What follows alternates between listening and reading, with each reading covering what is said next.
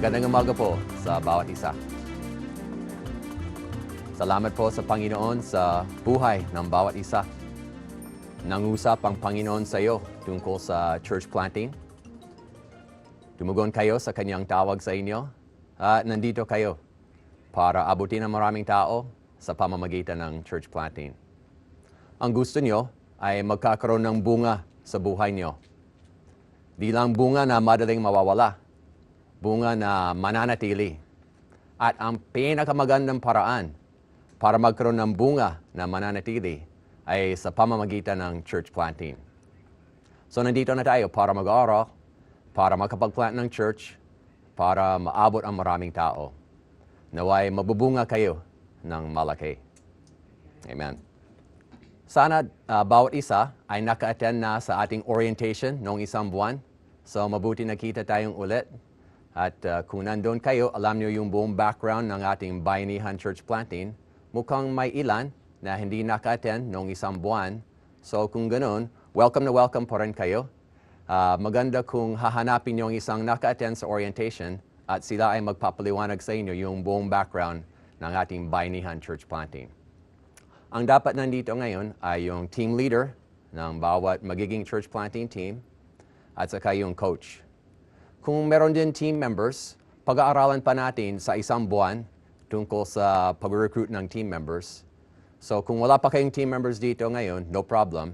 Pero kung nandito na ang team members ngayon, lalo maganda, magkakaroon kayo ng head start. Dapat bawat isa ay may Bayanihan Church Planting, yung manual natin. So yan ang guide sa lahat ng ating mga network meetings at nandyan ang lahat ng laman na pag-aaralan natin. So hawakan ninyo yan at sasabihin ko kung saan tayo sa ating network meeting guides. Okay, so ang ating unang topic ay overview ng 10 steps in church planting. So buksan po natin sa page 13 at makikita po natin yung overview ng 10 steps in church planting. Sa church planting, maraming paraan, maraming model kung paano magpa-plant ng church. Hindi lang isa. Itong pag-aaralan natin ay isa sa mga models kung paano magpa-plant ng church. Hindi ko sasabihin na ito ang pinakamagaling o ito lang ang paraan. Ito ay isa sa mga paraan. Pero masasabi ko sa paraang ito ay marami nang nag-plant sa maraming bahagi sa buong Pilipinas at malaki na ang bunga sa pamamagitan ng 10 hakbang ito. So ito ang pag-aaralan natin dahil ito ang alam ko. So yan ang ibabahagi ko sa inyo, ang model na ito. So ito po ang pag-aaralan natin for the next 12 meetings, once a month, sama-sama tayo para pag-aaralan natin itong 10 steps in church planting, one step at a time. Pero bago tayo magsimula sa buong pag-aaralan natin, tingnan muna natin ang overview ng buong 10 steps. Bawat pag-aaralan natin ang step 1 mamaya-maya. So dito po sa page 13, makikita po natin yung diagram ng ating 10 steps in church planting. So step 1 ay impart vision. Kapag may vision na sa Mother Church, ang pangalawang step po ay step 2, mobilize a team. Mobilize a team. Ang observation namin sa maraming church planting projects, kuminsan, meron church planting team na malakas. Maraming nag-commit, matatapat sila. Maraming resources na available. May encouragement sa isa't isa. Maraming gifts, maraming ideya. Masaya pag marami sama-sama. Malakas ang project pag may team. Kuminsan, meron solo church planter. Siya lang ang pinahayo, pababayaan, mahirapan siya, at malimit. Pag solo, di matutuloy ang church planting project. Pero pag buo ang team, malaking chance bubuuin yung daughter church. Kuminsan, meron team, kaya lang hindi aalagaan yung team na mabuti. Meron iba, mag-recruit sila ng team, tapos yung team leader, i-develop niya yung team members na mabuti. Kapag ganoon, malakas ang project, malaki ang chance bubuuin yung church. Paano mag-recruit ng team para maging matapat hanggang sa wakas? at paano i-develop yung team para maging magaling sila. Ayan ang pag-aaralan natin next month sa Step 2, Mobilize the Team. Kapag may team na, ang susunod na gagawin ay Step 3 is set a goal and write plans. So yung team mismo, sila ay uupo, mag-iisip, mag-uusap, manalangin, mag-set ng goal. Ang problema sa ibang church planting projects, hayo sila, maraming gagawin kaagad, walang goal eh. Walang goal. Wala silang malinaw na gustong abutin. So ang maliban na nangyayari, meron tawag gawain at maraming gawain at pagkalipas ng ilang buwan, wala nang gawain. Dahil walang goal eh. Kapag may malinaw na goal para mag-plant ng church, mas malaki ang chance magbubuo ng church talaga. Paano magsusulat ng goal na ganyan? Ayan ang pag-aaralan natin pagdating sa Step 3, set a goal, and write plans. So una, yung goal, anong gustong abutin, yung plans, ano-ano ang gagawin para ma-hit yung goal. So kuminsan, may church planter, meron siyang goal, pero walang hakbang para tuparin ang goal. May iba naman, meron goal, meron din hakbang. Kapag may hakbang na susundin, malaking tulong. Yun po ang pag-aaralan natin sa Step 3, set a goal and write plans. Huwag kayong mag-alala, pag-aaralan natin bawat isa, magiging madali, hindi mahirap. Kayang-kaya natin, isa-isahin natin ang lahat na ito. Ang next step, after Step 3, set a goal and write plans, is Step 4, confirm the target barangay. Kapag magplano in Step 3, isang bahagi dyan ay yung tentative target barangay. Kapag tapos na yung sulat na plano, ang gagawin, puntahan yung barangay talaga para makatiyak na yan ang barangay na malaking chance mabubuo ng church. Maraming factors na dapat pag-aralan. At merong mga church planters, tinitiyak nila ang barangay muna bago magpatuloy sa gawain. Maganda yan. Meron iba, mukhang maganda, tuloy na. Pagkalipas ng ilan buwan, maraming problema. Maraming haharapin na hindi nila inasahan at hindi napansin nung una. Dahil hindi nag-confirm na mabuti. So malaking tulong itong Step 4, confirm the target barangay para, hindi tiyak, pero para magkaroon ng malaking pag-asa na ito ang barangay kung saan magtatagumpay at magbubuo ng church. Paano i-confirm yung target barangay? Ayan ang pag-aaralan natin pagdating sa Step 4, confirm the target barangay. Kapag confirm na yung target barangay, yung next step po ay make contacts. Make contacts. So sigurado na yung target barangay. Ngayon, tuloy na, lusob na, hahanapin ng maraming tao, magkakaroon ng maraming contacts. Kuminsan, sa magandang church planting projects, maraming contacts. Kung maraming contacts, malaking chance magbubuo ng church na malakas. May iba naman, pagdating sa making contacts, meron ilan, 5 or 6, 7 or 8, mahirap buuin ng church kung konti lang ang contacts. Meron mahalagang prinsipyo na makakatulong sa atin ng malaki kapag maghahanap tayo ng contacts. Paano tayo magkakaroon ng maraming contacts na magaganda? Ayon po ang pag-aaralan natin pagdating sa Step 5, make contacts. Kapag marami na ang contacts, ang susunod ay Step 6, start outreach Bible studies.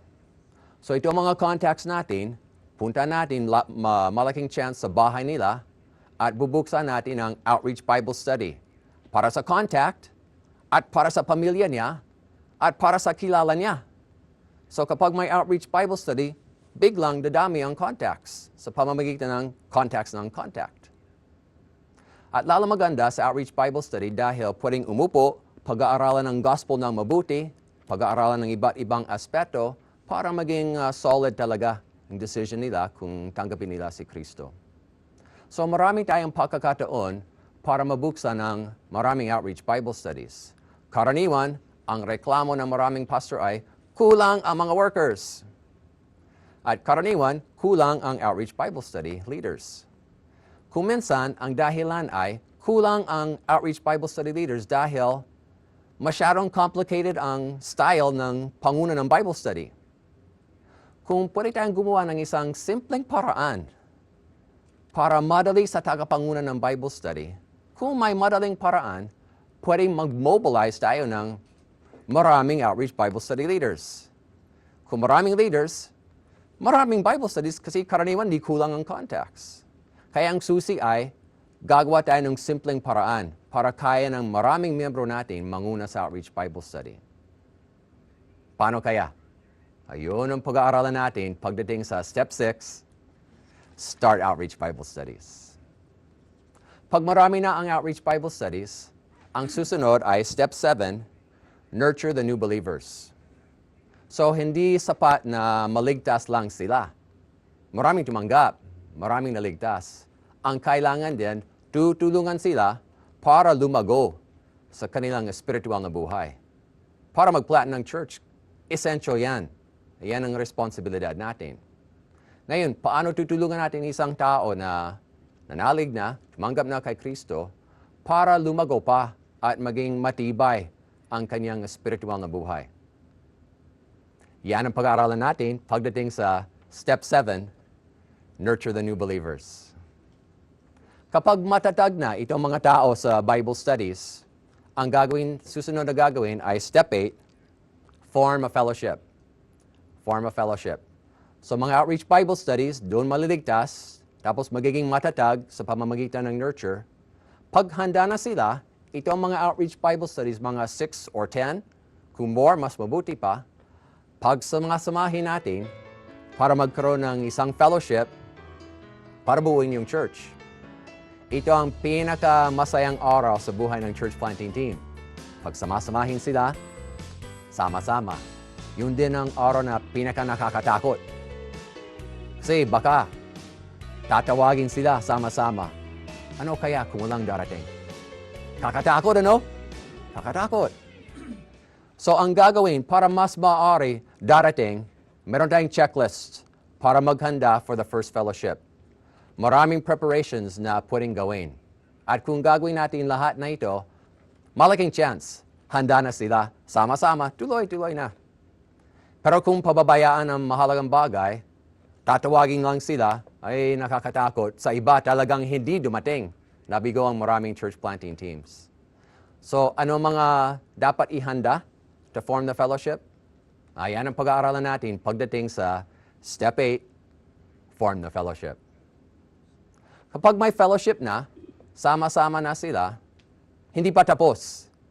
Hindi ibig sabihin, okay, tapos ng church planting, wala na akong gagawin. Hindi. Ang gagawin pa ay Step 9 is continue nurture and outreach. Continue nurture and outreach. So yung mga nandyan na, they're being nurtured na, kaya lang, di pa tapos. They need continuous nurture. At kailangan i-develop ang isang sistema sa church na magaling, maganda, para sila ay lumago patuloy sa kanilang spiritual na buhay. At merong mahalagang prinsipyo. Dito ang gustong-gusto ko sa church planting kasi pwedeng gumawa ng paraan na very biblical, very effective, pwedeng maging creative, not necessarily nakatali tayo sa ginawa noon sa mother church o sa history ng ibang churches. Kung anong effective talaga, ayan ang pwedeng gawin sa bagong church para lumago sila talaga. Kasi wala silang ibang alam eh. Kung gagawin nyo ibang paraan na hindi ginawa sa mother church nyo o sa ibang church, okay sa kanila kasi wala silang ibang alam, walang magreklamo. Kung anong mukhang maganda sa iyo, makakatulong, yan ang pwedeng gawin. So ano mga prinsipyo at ang mga dapat gawin para maging effective yung ongoing nurture? Ayan ang pag-aaralan natin pagdating sa Step 9. Continue the nurture for the new believers. Ang gagawin din sa Step 9 is continue the nurture and outreach. So dahil may miyembro na, hindi ibig sabihin, okay, may church na kami, hanggang dito na lang. Hindi, marami pang tao sa barangay. Marami pang kailangan abutin. So yung evangelism, gagawin pa. Paano gagawin pa? Ngayon pong pag-aaralan natin. Step 9, continue the nurture and continue the outreach. Kapag may sistema, may patuloy na nurture, may patuloy na outreach, ang last step ay step 10, formally organize the new church. So ayusin talaga, kakaroon ng officers, leaders, patakaran ng church, para maging matibay talaga ang church.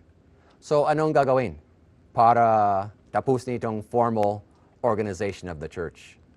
Alam niyo ang sasabihin ko. Yan ang pag-aaralan natin pagdating sa step 10, formally organize the new church. So marami tayong pag-aaralan at isasagawa bawat isang bahagi. At asahan natin, at the end of 10 steps, may church na kayo. I guarantee, kung tatapusin niyo ang lahat ng assignments, within 1 year, may bagong church na kayo. Guaranteed. Kung hindi mangyayari, ipapasyal kita sa Jollibee. No. Mangangako ako. Pero sabi ko, kung tatapusin ang lahat ng assignments, yan, kung tatapusin ang lahat, sigurado ako, may church na kayo.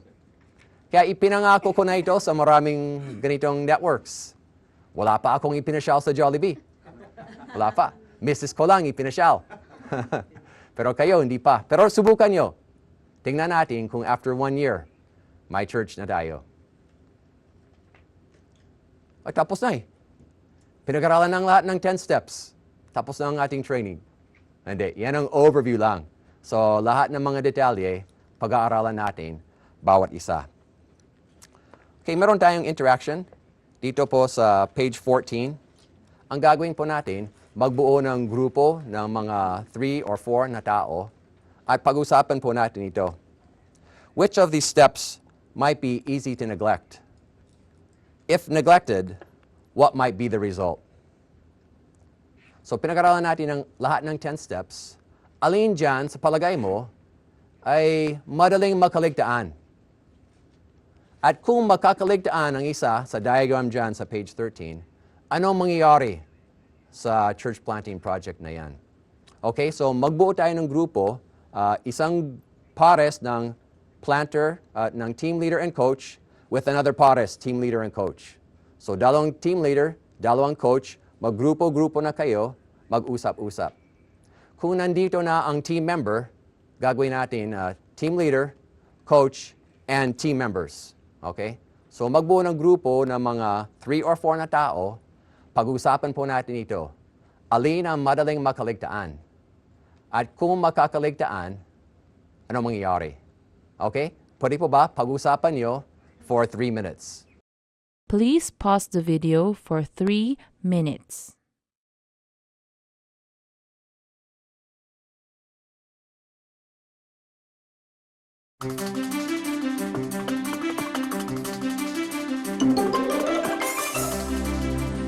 Okay, salamat po sa inyong discussion. Nakita nyo na talagang meron malimit na kakaligtaan. Ito po yung observation ko. Kung titingnan natin yung diagram ulit sa page 13, ang maraming church planters, basta't may contact, step 5, outreach Bible study na, sabi na, may church planting na kami. Maraming ganyan. Nagkaligtaan ang imparting vision to the whole church. Kulang ang support. Nakaligtaan ang pagbubuo ng team. Kulang ang kikilos. Nagkaligtaan ang set a goal and write plans. Anong susunod na gagawin? Walang plano eh. Nagkaligtaan ang confirming of the target barangay. Mamaya, baksak na. So, ang dapat gawin, bawat isa. Para matibay, para magplan ng church talaga. Okay, dadako na po tayo sa next topic. Sa page 14, why plant churches? Why plant churches? Pwede natin pag-aralan ang kahalagahan ng evangelism. Dapat mag-evangelize para makarating ang tao sa langit, para maiwasan ng impyerno, para magkaroon ng tunay na kaugnayan sa Diyos, at marami pang iba. Ang assumption ko, alam na ninyo yan. Hindi natin pag-aaralan yan. Ang pwede din pag-aralan ay, hindi lang mag-evangelize, kundi yung na-evangelize na ay dadalhin sa church.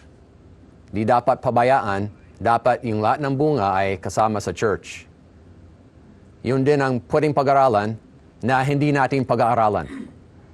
Ang assumption ko, alam na ninyo yan. Mahalaga ang church. Ang pag-aaralan natin ngayon ay hindi lang mag-evangelize, hindi lang magdadala sa church.